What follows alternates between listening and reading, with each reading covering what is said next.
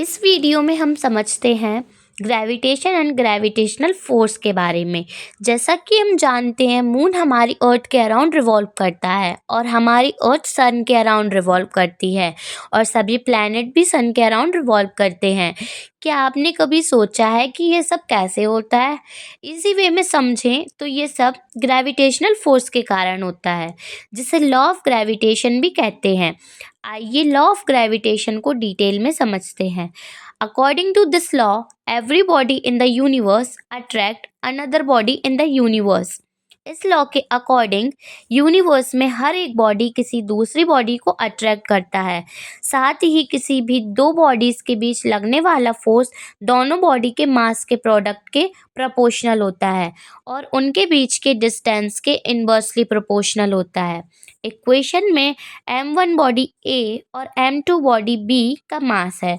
इस इक्वेशन को सिंप्लीफाई करने पर हमें कांस्टेंट मिलता है, जिसे हम यूनिवर्सल ग्रेविटेशनल कांस्टेंट कहते हैं।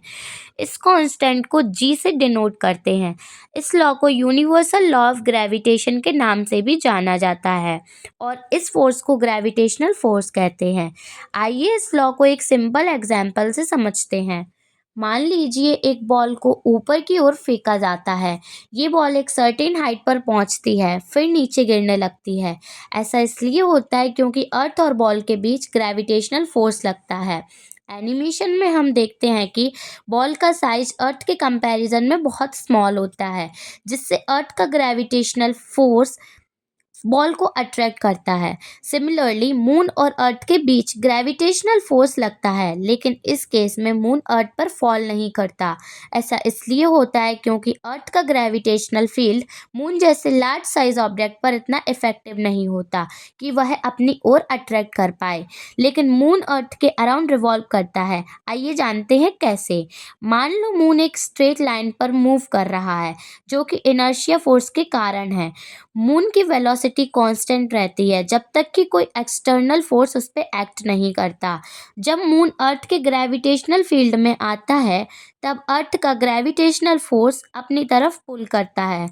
मून का इनर्शिया फोर्स और अर्थ का ग्रेविटेशनल फोर्स कंबाइन करके एक न्यू फोर्स क्रिएट करते हैं, जिसे हम सेंट्रीपिटल फोर्स कहते हैं। सेंट्रीपिटल फोर्स के कारण मून अर्थ के अराउंड रिवॉल्व करता है और यही फिनोमिना बाकी सभी प्लैनेट्स और सन के बिटवीन होता है।